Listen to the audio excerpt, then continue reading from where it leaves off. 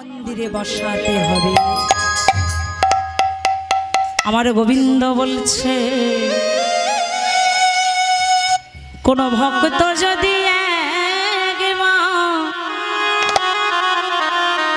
কৃষ্ণ নামের মাঝে ডুব দিয়ে দুটি নয়নের বাড়ি বরিশন করে একবার হা কৃষ্ণ প্রাণ গোবিন্দ বলে কাঁদতে পারে, আমি সেই ভক্তের কাছে চিরজনমের মতো বাধা পড়ে যাই। তবে আমাদেরও তেমনও ভক্ত হতে হবে বাবা। কেমন? হরি নামকে হরণ করুন, কৃষ্ণ নামকে হরণ করে মনের মন্দিরে বসান। আর কি বলছি? বলছি না অর্থে নাশ করা। কি নাশ করবেন? মনের মধ্যে যত লোভ আছে, অহংকার আছে, সে সকল কিছুকে নাশ করে দিন, একেবারে শেষ করে দিন। সেগুলো যেন মনের মধ্যে না আসে।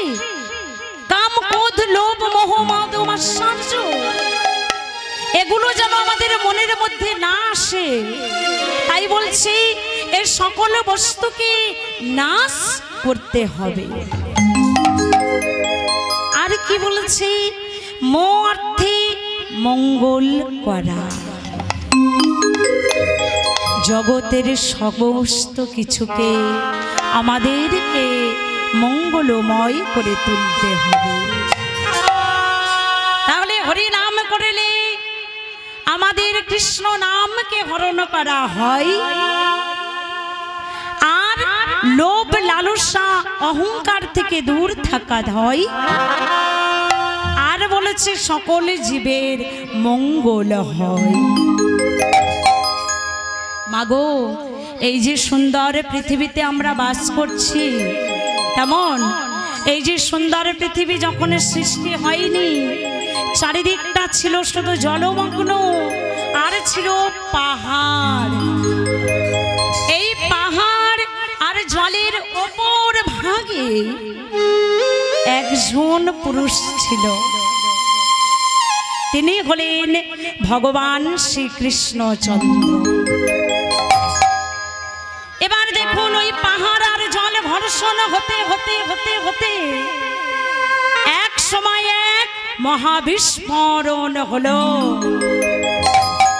সেই বিস্ফোরণ থেকে সৃষ্টি হলো এই সুন্দর পৃথিবী। এই পৃথিবীতে ভগবান তার নিজ ইচ্ছায় একটি আগুনের গোলাকার তৈরি করলেন, এবং আগুনের গোলাকারটি হাত দিয়ে স্পর্শ করে সেই আগুনের গোলাকারটিকে ভগবান তিনটি ভাগে ভাগ করে দিয়েছে। মায়েরা শুনছেন তো? এই যে তিনটি ভাগ হলো, এই তিনটি ভাগ থেকে ভগবান কাদেরকে সৃষ্টি করেছিল? লক্ষ্য করুন, ভগবান ওই তিনটি ভাগের মধ্যে একটি ভাগে স্পর্শ করলেন, আর ভগবানের সেই হাতের পরশ থেকে সৃষ্টি হলো স্বয়ং বিষ্ণু। এবারে বিষ্ণুর নাভিপদ্ম থেকে সৃষ্টি হলো স্বয়ং ব্রহ্মা। ব্রহ্মা রাতে এলো রুদ্রাক্ষ, সেই রুদ্রাক্ষের পরশ থেকে আরেকটি ভাগ থেকে সৃষ্টি হলো স্বয়ং মহাদেব। কেমন বাবা? তাহলে সৃষ্টি তিনটি ভাগ থেকে সৃষ্টি হলো কারা? ব্রহ্মা, বিষ্ণু ও মহেশ্বর। এইবারে লক্ষ্য করুন, এইবার আমাদের এই সত্যযুগ শুরু হলো। সত্যযুগ যখন আবির্ভূত হলো, সেই সত্যযুগে আমার ভগবান শ্রীকৃষ্ণচন্দ্র নারায়ণ রূপে আবির্ভূত হয়েছেন। ধরাধামে যখন নারায়ণ রূপে আবির্ভূত হলো, ভগবান আবির্ভূত হওয়ার পর তারপর এক এক করে ৩৩ কোটি দেব দেবতার আবির্ভাব হয়েছিল বা সৃষ্টি হয়েছিল। এবার স্বয়ং বিশ্বকর্মা সূর্যের তাপের কিছু অংশ নিয়ে, অর্থাৎ সূর্যকে খণ্ডিত করে কিছু অংশ নিয়ে ৩টি জিনিস তৈরি করলেন। কি? এক হলো বিষ্ণুর হাতের সুদর্শন চক্র, ব্রহ্মার হাতের কুমণ্ডল আর মহেশ্বরের হাতের ত্রিশূল। মায়েরা, আপনারা তো এত ভক্ত,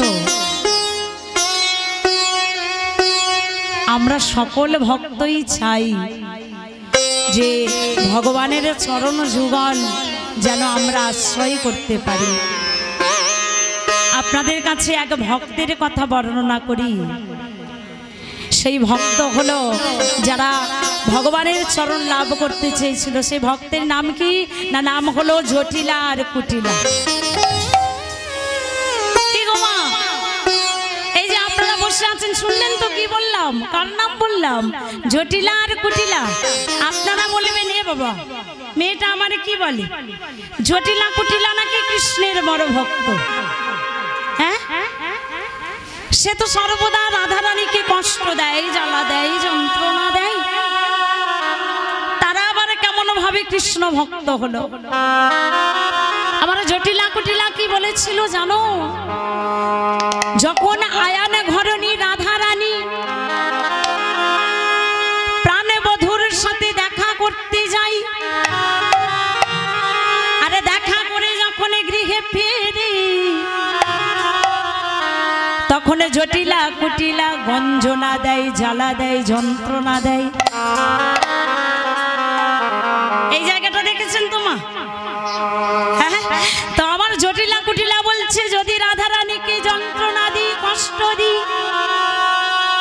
সেই জ্বালা যন্ত্রণা সহ্য করতে না পেরে আমার রাধা রানীকে কৃপা করিতে আমার গৃহে আসিবে, তখন কৃষ্ণ চরণ দর্শন করব, উলুধ্বনি দর্শন করব, তখন কৃষ্ণ চরণ দর্শন করব, কৃষ্ণ চরণ দর্শন করব, আমার দয়াময়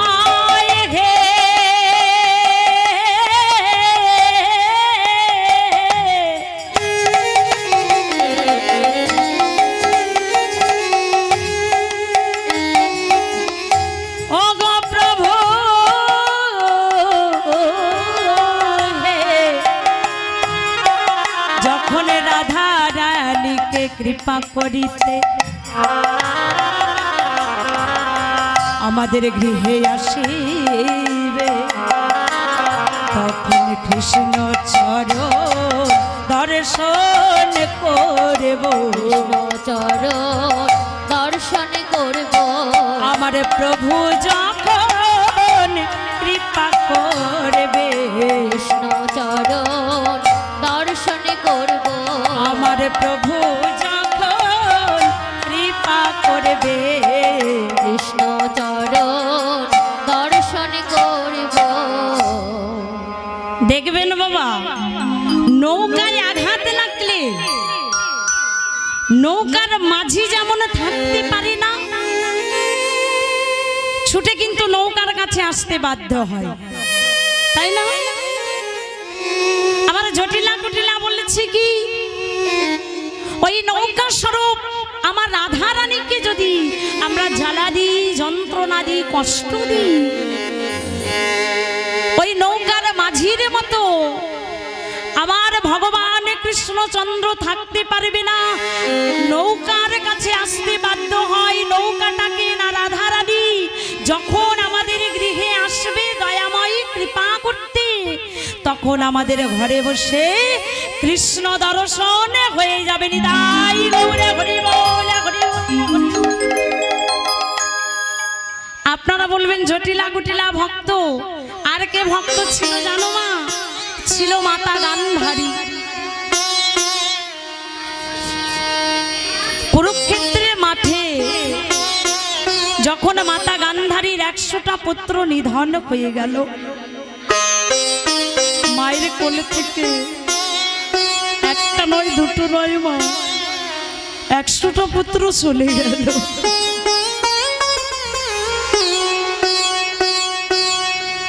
এই যুদ্ধক্ষেত্র হয়েছিল, আপনারা জানেন মহাভারতে কুরুক্ষেত্রে যুদ্ধটা হয়েছিল কতদিন হয়েছিল গো মায়েরা?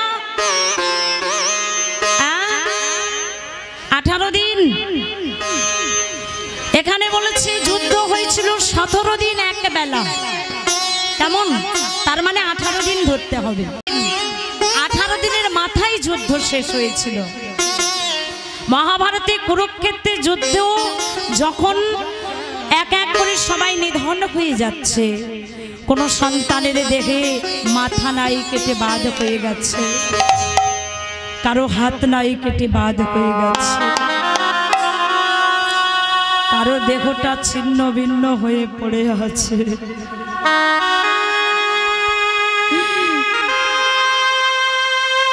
অভাগিনী মাতা গান্ধারীর কাছে খবর গেছে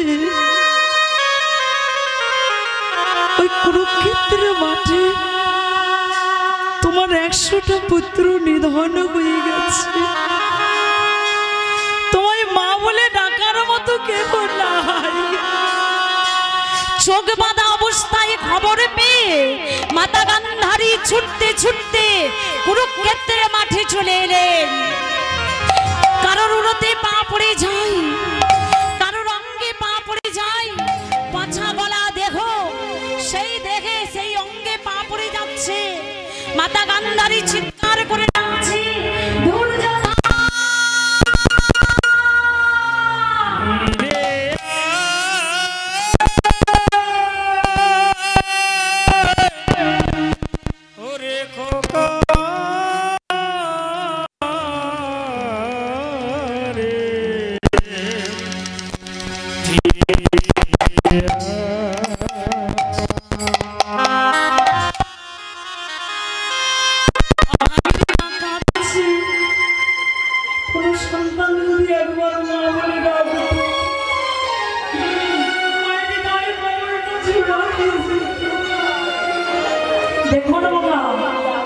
গান্ধারী জননী যেমন ওই কুরুক্ষেত্রের মাঠে নিজের সন্তানকে ডাকছে, ঠিক তেমনি ওই কুরুক্ষেত্রের মাঠে কৃষ্ণকেও খুঁজছে। গান্ধারী বলছে যে ওই পঞ্চ পাণ্ডবকে সহযোগিতা করে কৃষ্ণ আমার এক এক করে শতপুত্রকে ধ্বংস করে দিল, তাহলে কৃষ্ণ হয়তো এখানেই আছে। যখন কৃষ্ণ আমায় সান্ত্বনা দিতে এই কুরুক্ষেত্রের মাঠে এসে আমায় স্পর্শ করিবে, তখন কৃষ্ণ দর্শন হয়ে যাবে, কৃষ্ণ দর্শন হয়ে যাবে, কৃষ্ণ দর্শন হয়ে যাবে, কৃষ্ণ দর্শন হয়ে যাবে। ও গো দয়াময়,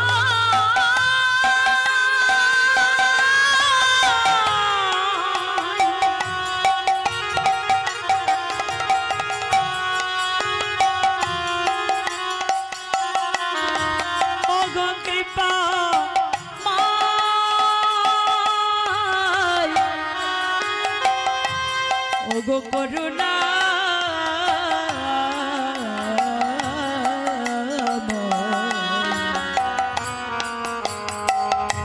যখন কৃপা করিতে আসবে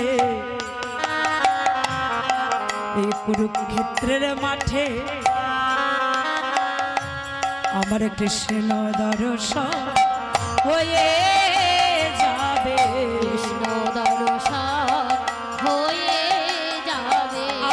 কৃষ্ণ কৃপা করবে যখন, কৃষ্ণ দর্শন হয়ে যাবে, আমার কৃষ্ণ কৃপা করবে যখন, কৃষ্ণ দর্শন হয়ে যাবে। শুধু মাতা গান্ধারী নয়, মা দ্রৌপদী ছিল। আপনারা জানেন কৃষ্ণের হাতের আঙুলে যখন কেটে গিয়েছিল, তখন ওই দ্রৌপদী নিজের অঙ্গের বসন ছিঁড়ে একটু বসন নিয়ে কৃষ্ণের হাতে বেঁধে দিয়েছিল। আর তাই তো কৃষ্ণ দ্রৌপদীর বস্ত্র হরণের সময় শত শত বস্ত্র যোগান দিয়ে ওই দ্রৌপদীর মান ও লজ্জা বাঁচিয়েছিল। দ্রৌপদী বলেছিল, দয়াময়, সারা জনম মনে প্রাণে তোমায় ভজন সাধন করি আমি তোমার চরণ যুগলে পেতে চাই। কিন্তু বাবা, এক গভীর রজনীতে ওই অশ্বত্থামা দুর্যোধনের গুরু ভাই রাতের অন্ধকারে প্রতিশোধ নেবার জন্য ওই রাত্রিবেলা একটা ধারালো হাতে অস্ত্র নিয়ে ছুটে চলেছে, পঞ্চ পাণ্ডবের মাথাগুলো কেটে নিয়ে আসবে। তাই এই কথা ভাবতে ভাবতে যখন পঞ্চ পাণ্ডবের ঘরের দিকে চলেছে, আমার ভক্ত বাৎসল্য ভগবান ভক্তের বিপদের কথা জানতে পেরে ভক্তকে নিয়ে সে দাঁড় করালেন একটি নদীর ধারে। সেই গভীর রজনীতে হাতে ধারালো অস্ত্র নিয়ে অশ্বত্থামা ছুটতে ছুটতে পঞ্চ পাণ্ডবের ঘরে যখন পৌঁছেছে, সেই রাত্রিবেলা যখন পঞ্চ পাণ্ডবকে বার করে নিল ভগবান, সেই ঘরে দ্রৌপদীর 5টি সন্তান গিয়ে ঘুমিয়ে পড়েছিল।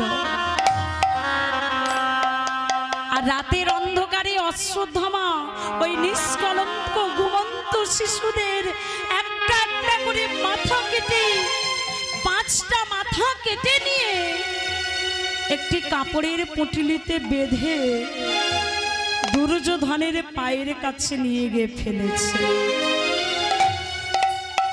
আর দুর্যোধন রাগের বশে বাবা একটা করে মাথা তুলছে, নদীর পাথরে, শক্ত পাথরে আছাড় মারছে, 5টা মাথা ভেঙে গেল। দেখুন বাবা, ওই রাত্রি পার হয়েছে, প্রভাতকালে গৃহের দরজা খুলে দ্রৌপদী অমনি চমকে উঠলেন। একই আমার সন্তানদের মাথাগুলো পড়ে আছে, আহা নেই, দেহগুলো পড়ে আছে, মাথা একটাও নেই। কোথায় গেল? কে নিয়ে গেল সন্তানদের মাথাগুলো? আমার সন্তানরা যে আমায় ছেড়ে চলে গেল, কে আমায় ডাকবে মা বলে? কৃষ্ণ কৃষ্ণ রে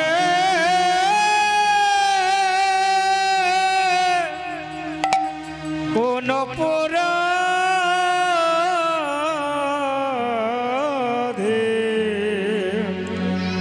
অভয় সর্বহারা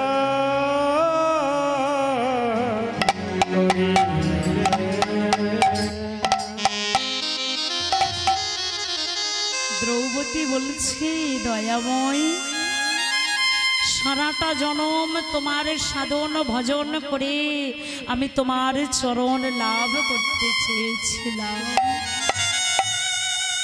কিন্তু আজকের তুমি আমার থেকে সবে কিছু কেড়ে নিয়ে আমায় তুমি পথে বসিয়ে দিলে। দয়াল ভগবান কৃষ্ণ এই কথা শুনে দ্রৌপদীকে দৈববাণী করলো, দ্রৌপদী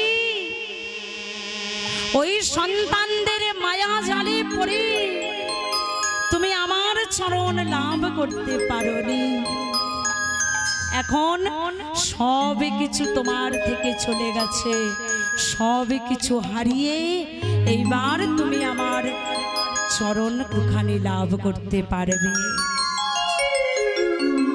দেখবেন বাবা, একটি গাছের মূলে জল ঢাললে যেমন অগন্তি পাতা জল পেয়ে যায়, কি গো মা জানা আছে তো? পাতায় জল পড়লে মূলে জল আসে না, মূলে জল দিলে পাতায় জল যায়। তাই এখানে মূলটা হলো আমার কৃষ্ণচন্দ্র। যদি একবার কৃষ্ণ ভজন করা যায়, হরি ভজন করা যায়, তাহলে সকল ওই ভগবানের সকল দেব দেবীর সান্নিধ্য লাভ করা যায়। তাই গৌরে হরি বল। তো বাবা, আজকের অনেক ভক্তের কথা শ্রবণ করলাম, এবার আমরা মূল পর্যায়ে আসব। আজকের ভক্ত গয়ার কথা একটু আস্বাদন করব। তা লীলা আস্বাদনের পূর্বে একটু মায়েদের নিয়ে আমি একটু বৃন্দাবনে যেতে চাই। আপনারা অনেক কষ্ট করে এসেছেন, অনেক ভক্ত এখানে, আমি ধন্য। দাদা ভাইদের এই হরিবাসরে আসতে পেরে অনেক কষ্ট করে এত সুন্দর হরিবাসর তারা গড়ে তুলেছে অনেক পরিশ্রমের ফলে। তো সবার তো মন আসে না যে এই দুর্গোৎসবে বা লক্ষ্মী পূজাতে কীর্তন দিই। তো আজকের আমার দাদা ভাইদের মনে সেই বাসনা ছিল, ভগবানের কাছে প্রার্থনা করি তাদের আশা পূর্ণ হোক।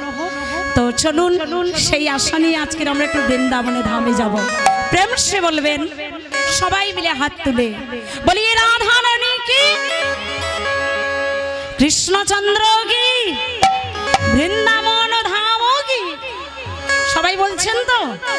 সবাই বলছেন? সবাই মিলে চলুন। বৃন্দাবনে সবাই বলে,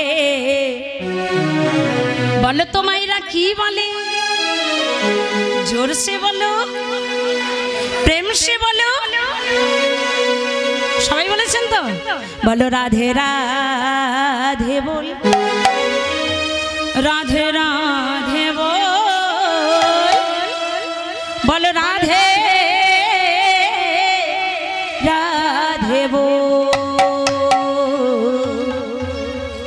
বৃন্দাবনে বৃন্দাবনে বৃন্দাবনে সবাই বলে রাধে রাধে বল, বলে বল, রাধে রাধে বল, বলে বল, রাধে রাধে বল। বৃন্দাবনে সবাই বলে রাধে রাধে বল, রাধে রাধে বল, রাধে রাধে বল। বৃন্দাবনে রাধে রাধে, বৃন্দাবনে রাধে রাধে, হাত তুলে এই হাতগুলো কি বাড়ি রেখে এলো নাকি? ওই হাত কই? সবাই তো তুলছে না, সবার বুঝি হাত নাই। কার আছে? যারা আছে সে তুলবে, তুলুন। বৃন্দাবনে বৃন্দাবনে বৃন্দাবনে সবাই বলে রাধে রাধে বল, বলে বল, রাধে রাধে বল, বলে বল, রাধে রাধে বল। বৃন্দাবনে সবাই বলে রাধে রাধে বল, রাধে রাধে বল, রাধে রাধে বল।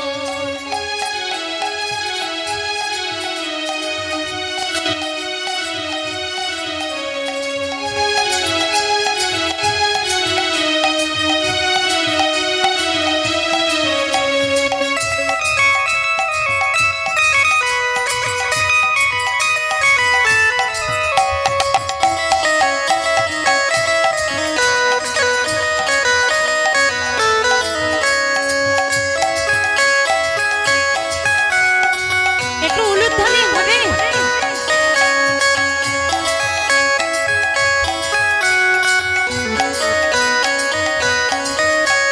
বৃন্দাবনে রাধে রাধে, বৃন্দাবনে রাধে রাধে। এভাবে ভালো হচ্ছে না মা। কি করতে হবে? আমি বৃন্দাবনে বলবো, আপনারা কি বলবেন? সবাই বলবেন তো? একসাথে তালে তালে বলবেন, শুনতে ভালো লাগবে। কেমন? তো বলি, মনে রাখবেন আমার যন্ত্র বাজবে না কিন্তু, আপনারাই বলবেন, কেউ বাজাবে না। কেমন? বলো বলো। বৃন্দাবনে না, সবাই বলেন। এই পিছনে মায়েরা যারা চেয়ারে বসে আছে, দাদা ভাইরা একটু উঁচু করে বসিয়ে দিয়েছে না, একদম বলছে না। হ্যাঁ সবাই বলবেন তো, ঠিক বলছেন। বৃন্দাবনে জোরে বলো, বৃন্দাবনে প্রেমসে বলো, জোরসে বলো, বৃন্দাবনে উলুর ধ্বনি। সুন্দর সুন্দর সুন্দর, এবারে হাতে তালি দেবেন কেমন। বৃন্দাবনে সবাই বলে রাধে রাধে বল, রাধে রাধে বল, রাধে রাধে বল। বৃন্দাবনে সবাই বলে রাধে রাধে বল, রাধে রাধে বল, রাধে রাধে বল। বলো বৃন্দাবনে সবাই বলে রাধে রাধে বল, রাধে রাধে বল, রাধে রাধে বল। বৃন্দাবনে সবাই বলে রাধে রাধে বল, রাধে রাধে বল, রাধে রাধে বল। বৃন্দাবনে বৃন্দাবনে বৃন্দাবনে সবাই বলে রাধে রাধে বল, বল বল, রাধে রাধে বল, বল বল। রাধে রাধে বল। বৃন্দাবনে সবাই বলে রাধে রাধে বল, রাধে রাধে বল, রাধে রাধে বল। রাধে বল।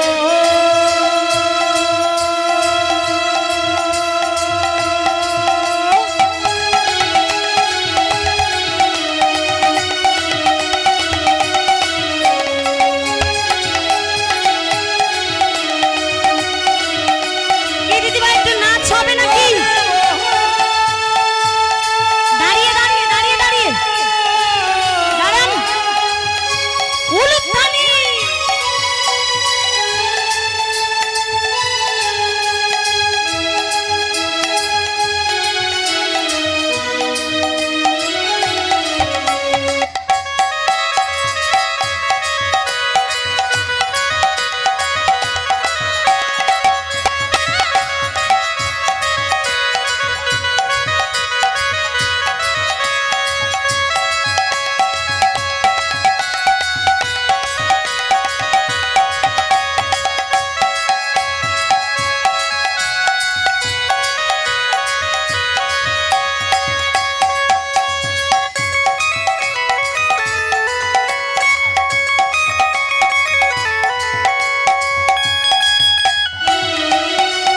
বলো বৃন্দাবনে বৃন্দাবনে বৃন্দাবনে সবাই বলে রাধে রাধে বল, রাধে রাধে বল, রাধে রাধে বল। বৃন্দাবনে সবাই বলে রাধে রাধে বল, বলো বল। রাধে রাধে বল, বলো বলো। রাধে রাধে বল। বৃন্দাবনে সবাই বলে রাধে রাধে বল, রাধে রাধে বল, রাধে রাধে। উলুধ্বনি দাও। বৃন্দাবনে সবাই বলে জোরে, জোরে। রাধে রাধে বল, রাধে রাধে বল, রাধে রাধে বল। বলো রাধে রাধে বল, রাধে রাধে বল, রাধে রাধে বল, রাধে রাধে বল, রাধে রাধে বল। জয় গৌরা, হরি বল, হরি বল, হরি বল।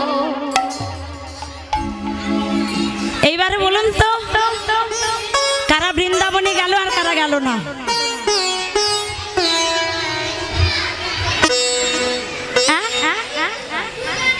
অনেকে গেছে, অনেকে বাদ পড়েছে। তা যারা বাদ পড়ে গেল আবার কিছুক্ষণ পরে যাওয়া হবে, যাওয়া হবে তো। মধুমায় শ্রীধাম বৃন্দাবন আমরা যে ভক্তরা এখানে উপস্থিত হয়েছি সবাই আনন্দ করবার জন্য এখানে উপস্থিত। প্রত্যেককে নিয়ে আনন্দ করবো, একটু নাচ গান হবে, তবে লীলাটা আগে আস্বাদন করতে হবে কেমন। এখন ভক্তের কথাই বলছি, অজানা গল্প মা, অনেকেই হয়তো জানেন না কেমন, কিন্তু একটু মন দিয়ে শুনতে হবে, একটু মন দিয়ে শুনলে জানতে পারবেন। তো আজকে লীলার মাঝে আসবো, সুন্দর ত্রিভুবন মাঝে আজকের ভক্তের কথা আমরা জানবো।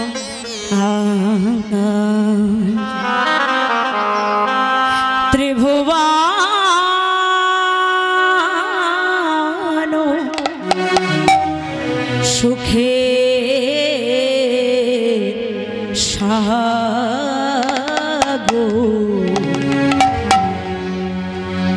বড় যে মধু ত্রিভুবন সুখে সাগর বড় যে মধু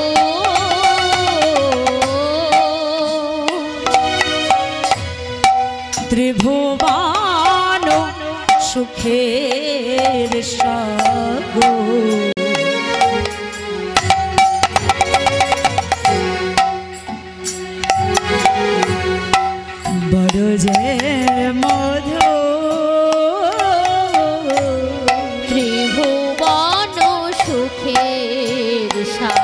গো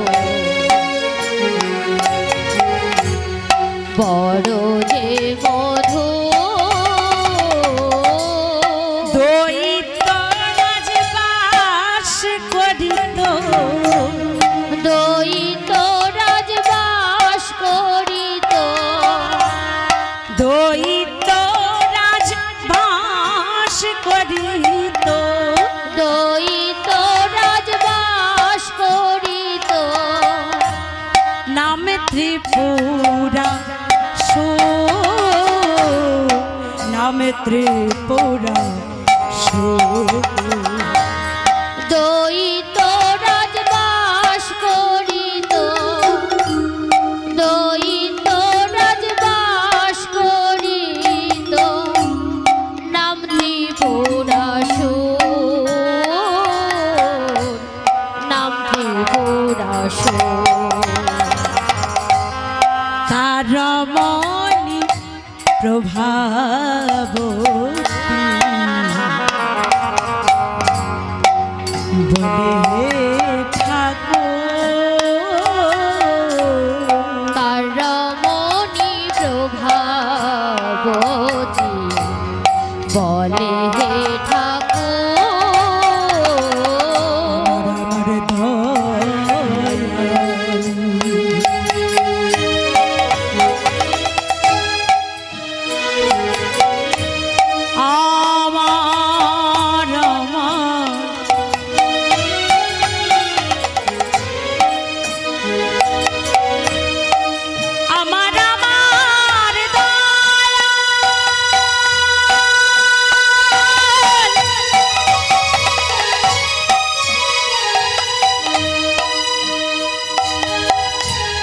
আমার দয়াল প্রাণে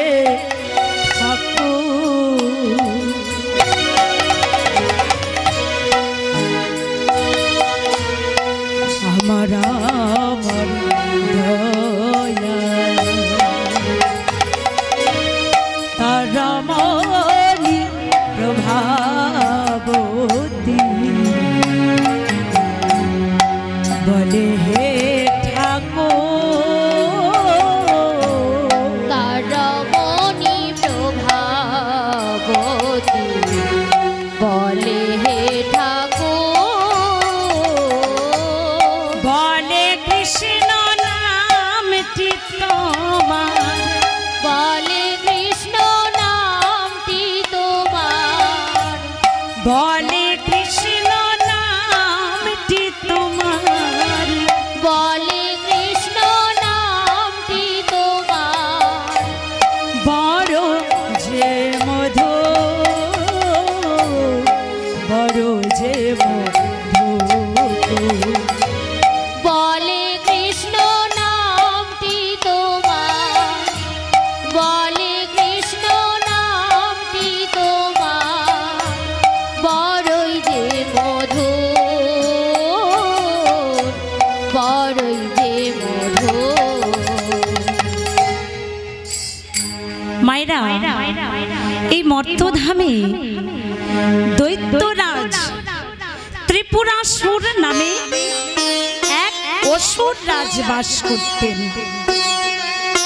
এমন এই ত্রিপুরাসুর স্বয়ং ব্রহ্মার ধ্যান করলেন আর ব্রহ্মার ধ্যানে উত্তীর্ণ হয়ে বরদান লাভ করেছিলেন।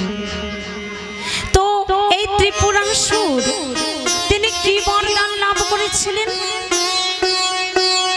না দৈত্যরাজ ত্রিপুরাসুর এই বরদান লাভ করেছিলেন যে তিনি স্বর্গ মর্ত পাতাল এই তিন জায়গা সব কিছু দখল করে নিতে পারবে এবং নিজ ইচ্ছায় সকল জায়গাতে তিনি যেতে পারবে। তো বাবা দেখুন এই দৈত্যরাজ ত্রিপুরাসুর তিনি কোনোদিনও ভগবানকে ভালোবাসতো না, স্বর্গের দেব দেবীদেরও পছন্দ করতো না, কিন্তু এই ত্রিপুরাসুরের স্ত্রী নাম ছিল যার প্রভাবতী। মাথাগুলো ওই দিকে ঘুরে যাচ্ছে কেন? আমার দিকে ঘোরান, অন্যদিকে ঘুরে গেলে তো হবে না। হ্যাঁ, তো আজকে কি বলছে যে এই দৈত্যরাজ ত্রিপুরাসুরের প্রভাবতী, মানে ত্রিপুরাসুরের স্ত্রী প্রভাবতী ছিল একজন স্বয়ং কৃষ্ণ ভক্ত। কৃষ্ণ হলো তার ধ্যান, কৃষ্ণ হলো তার জ্ঞান। আমার কৃষ্ণ ছাড়া প্রভাবতী কিছু জানে না। সর্বদাই মনে প্রাণে ভগবান কৃষ্ণকে ভজন করত, সাধন করত, আর নয়ন বাড়িতে বরিশন হয়ে সর্বদাই কৃষ্ণ নামে মত্ত হয়ে কেঁদে কেঁদে আমার কৃষ্ণকে ডাকতেন অন্তরেতে। কৃষ্ণ খুঁজি ভাসি নয়ন জলে,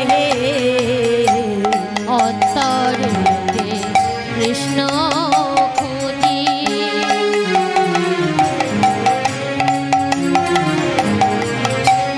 ভাসি নয়ন জলে, অন্তরেতে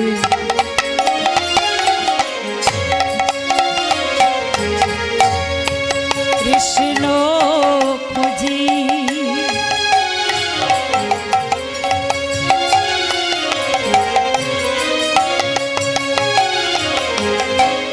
ভাসি নয়ন জলে,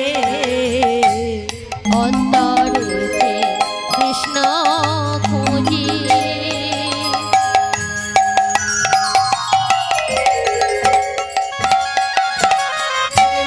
ভাসি নয়ন জলে, শুধু ঠাই যেন পাই কৃষ্ণ চরণ তলে। আমি শুধু ঠাই যেন পাই কৃষ্ণ চরণ তলে। আহা, কৃষ্ণ বলে কাঁদি আমি,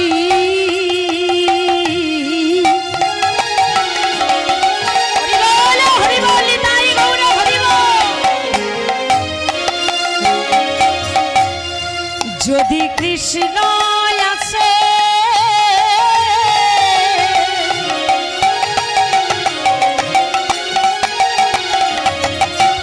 মরণ যেন হয় গো আমার, কৃষ্ণ ভালো বেশে। কৃষ্ণ বলে কাঁদি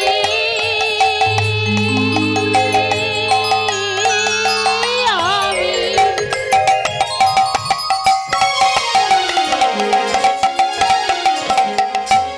যদি কৃষ্ণ আসে মরণ যেন হয় গো আমার, কৃষ্ণ ভালোবেসে।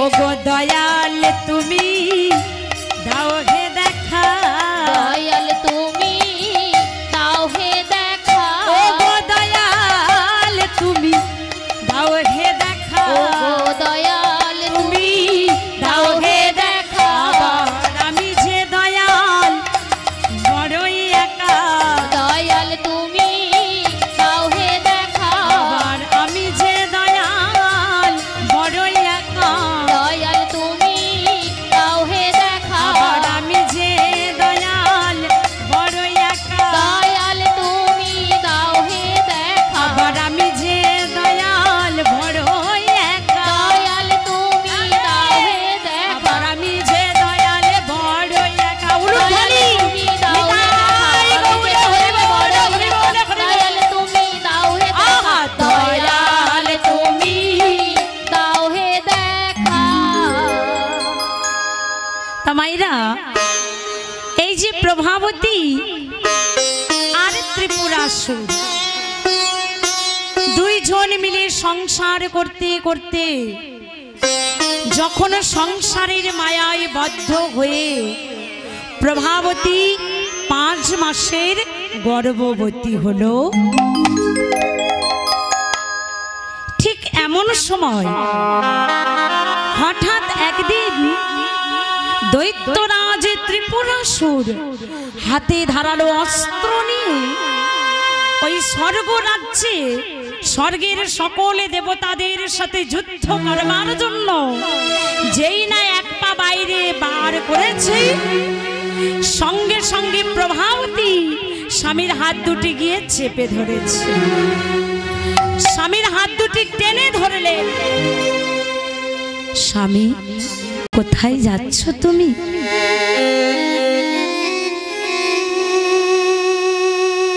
ত্রিপুরাসুর বললেন, আমি হলাম দৈত্যরাজ ত্রিপুরাসুর। ওই স্বর্গ রাজ্যে সকল দেবতাদের সাথে যুদ্ধ করে, যুদ্ধে আমি তাদের পরাজিত করে স্বর্গ রাজ্য আমি দখল করে নেব। স্বামীর হাত দুটি চেপে ধরে নয়ন জলে ভাসে আর বলে, স্বামী গো যেও না,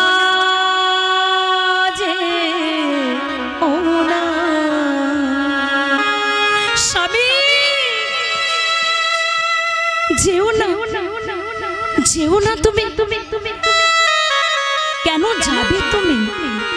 কেন চাইছো তুমি স্বর্গে রাজ্যে যেতে? কেন তুমি চাইছো স্বর্গের সকলে দেবতাদের সাথে যুদ্ধ করতে? যুদ্ধ করে কেন তুমি তাদেরকে স্বর্গ থেকে তাড়িয়ে দিতে চাইছো? তারা তোমার কি ক্ষতি করেছে? স্বামী, স্বর্গে আছে স্বয়ং নারায়ণ। যুদ্ধক্ষেত্রে হার জিত দুটোই থাকে। তাই এই যুদ্ধে যদি হারটা তোমার হয়, তখন আমার কি হবে? আমার কি হবে স্বামী? আমি 5 মাসের গর্ভবতী। আমার গর্ভে আছে তোমার সন্তান। তুমি যেও না। আর কিছুদিন পর আমাদের সন্তানই পৃথিবীতে আসবে। স্বামী,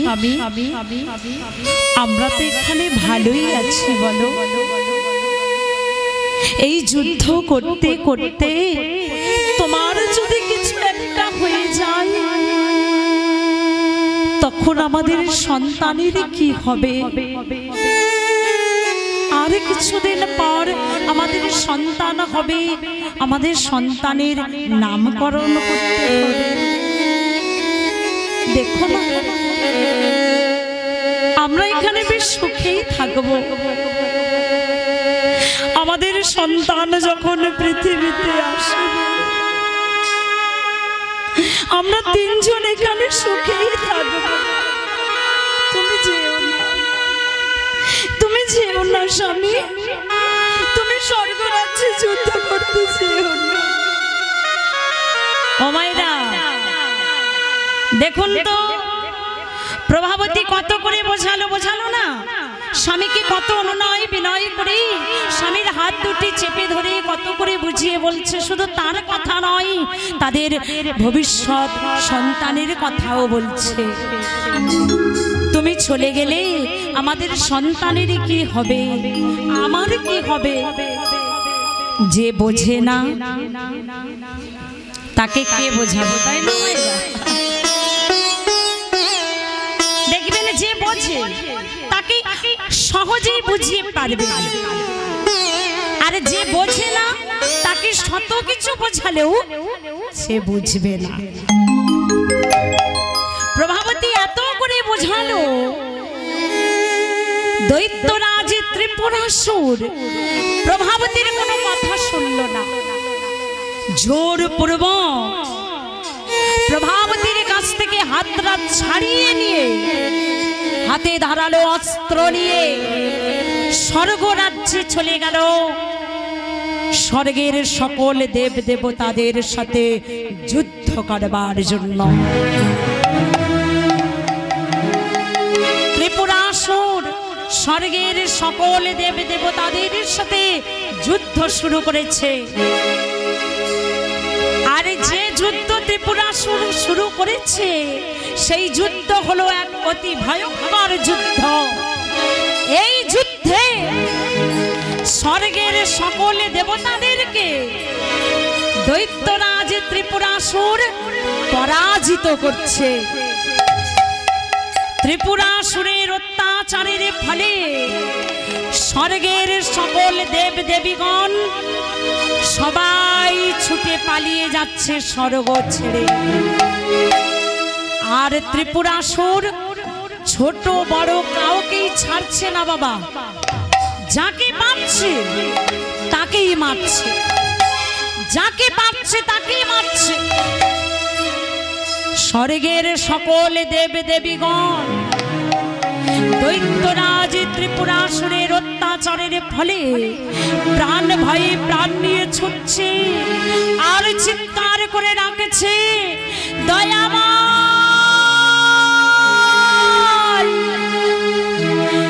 নারায়ণ,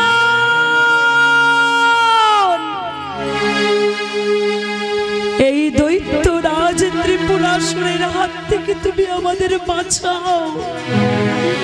আমরা যে বাঁচতে চাই, এমন ভাবে অত্যাচার যে সহ্য করতে পারছি না। কোথায় তুমি, কোথায় দয়াময়? এখনো কি তুমি ঘুমায়ে আছো? প্রভু, প্রভু তুমি জাগো, তুমি জেগে ওঠো। নারায়ণ, নারায়ণ তুমি ওঠো, ওঠো প্রভু। প্রভু বিপদ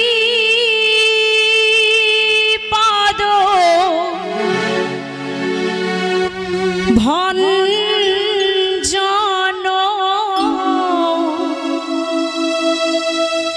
সংকট মোচন মনিরম রঞ্জন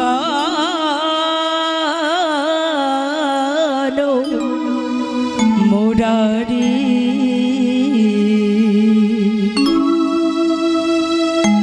জাগো জাগো জাগো জাগো জাগো গিরি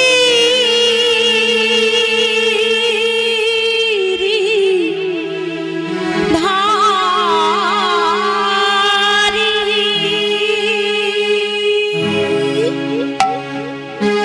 প্রভু বিপদ ভঞ্জন সংকট মোচন মনিরম রঞ্জন মুরারি জাগো জাগো জাগো জাগো জাগো গিরিধারী প্রভু বিপদ ভঞ্জন সংকট মোচন মনিরম রঞ্জন মুরারি জাগো জাগো জাগো জাগো জাগো গিরিধারী প্রভু বিপদ ভঞ্জন সংকট মোচন মনিরম রঞ্জন মুরারি জাগো জাগো জাগো জাগো জাগো গিরিধারী প্রভু বিপদ ভঞ্জন সংকট মোচন মনিরম রঞ্জন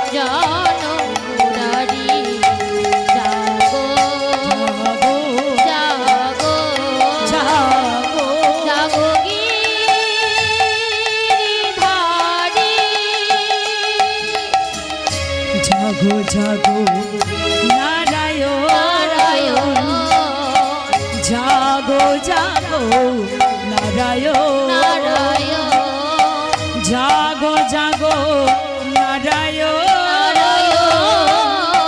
জাগো জাগো নারায়ণ জাগো জাগো নারায়ণ জাগো জাগো নারায়ণ জাগো জাগো নারায়ণ জাগো জাগো নারায়ণ জাগো জাগো নারায়ণ নারায়ণ জাগো জাগো নারায়ণ নারায়ণ জাগো জাগো নারায়ণ জাগো জাগো নারায়ণ জাগো জাগো নারায়ণ জাগো জাগো নারায়ণ জাগো জাগো নারায়ণ জাগো জাগো নারায়ণ তুমি জাগো তুমি জাগো জাগো জাগো নারায়ণ তুমি জাগো জাগো জাগো জাগো জাগো জাগো নারায়ণ তুমি জাগো তুমি জাগো জাগো জাগো নারায়ণ তুমি জাগো জাগো জাগো জাগো নারায়ণ প্রভু বিপদ ভঞ্জন সংকট মোচন মনিরম রঞ্জন মুরারি জাগো জাগো জাগো গিরিধারী প্রভু বিপদ ভঞ্জন সংকট মোচন মনিরম রঞ্জন মুরারি জাগো জাগো জাগো গিরিধারী জাগো গিরিধারী জাগো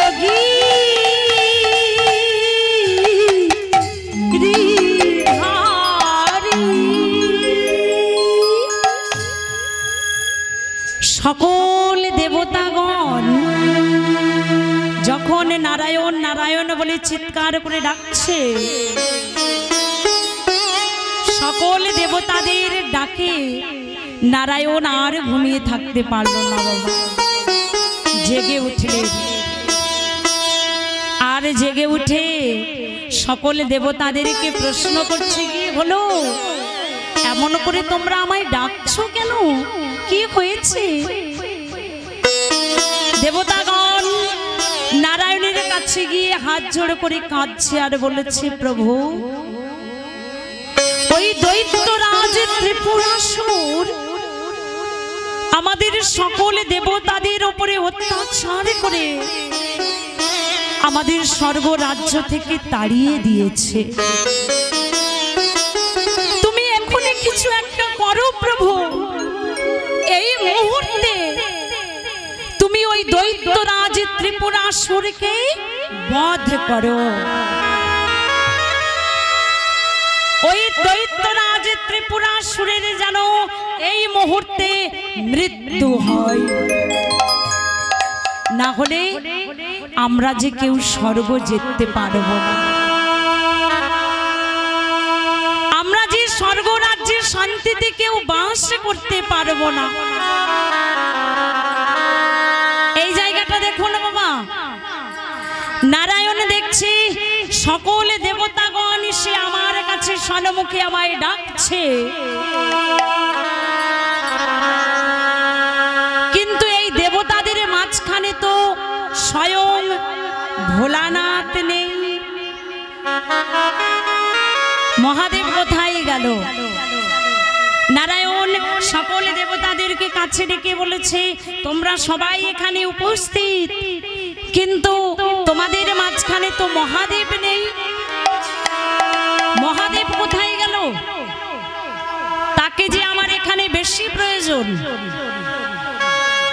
আর এদিকে মহাদেব করছে কি বাবা? ছাই ভস্ম গায়ে মেখে আর শ্মশানের মাঝে শুয়ে পড়ে পড়ে ঘুমাচ্ছে। আর তাই না দেখে মাতা পার্বতী গেছে মহাদেবের কাছে গিয়ে বলছে, প্রভু তুমি এখানে ছাই ভস্ম গায়ে মেখে এই শ্মশানে পড়ে ঘুমাচ্ছ, আর ওদিকে স্বয়ং নারায়ণ যে তোমায় খুঁজছে। আজকের মাতা পার্বতীর কথা শুনে মহাদেব আমার ছুটে চলেছে। বদনেকে বলো হরি নাম কৃষ্ণ নাম। আপনারা জানেন মহাদেব ছিলেন বড় ভক্ত, তাই না? তার মতো বড় ভক্ত আর গোটা ত্রিভুবন মাঝে নেই। সর্বদাই বদনে কৃষ্ণ নাম হরি নাম। আহা বদনে তার কৃষ্ণ কথা হরি বলে নাচে, বদনে তার কৃষ্ণ কথা হরি বলে নাচে, বদনে তার কৃষ্ণ কথা হরি বলে নাচে, বদনে তার কৃষ্ণ কথা হরি বলে নাচে। নেচে নেচে যাই ভোলানাথ নারায়ণের কাছে। উলুধ্বনি। নেচে যাই ভোলানাথ নারায়ণের কাছে, নেচে নেচে যাই ভোলানাথ নারায়ণের কাছে। চলে রে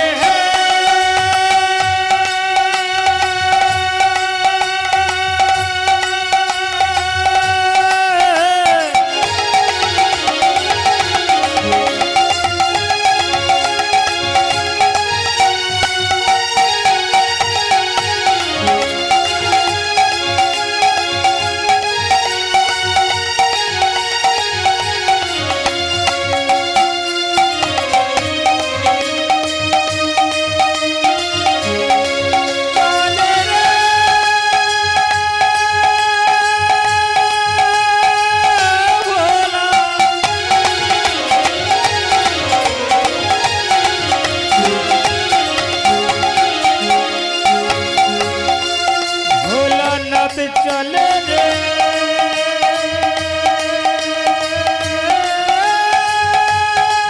চলে রে। নেচে নেচে যাই ভোলানাথ নারায়ণের আবার কাছে। নেচে নেচে যাই ভোলানাথ নারায়ণের কাছে।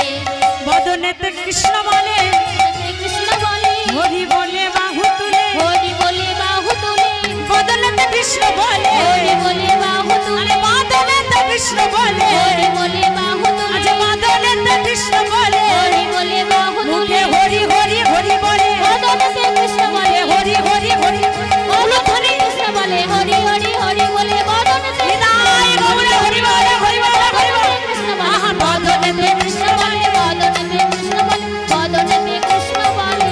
আহা নেচে নেচে যাই ভোলানাথ নারায়ণের আবার কাছে। নেচে নেচে যাই ভোলানাথ নারায়ণের কাছে, আবার নেচে নেচে যাই ভোলানাথ নারায়ণের আবার কাছে। নেচে নেচে যাই ভোলানাথ নারায়ণের কাছে।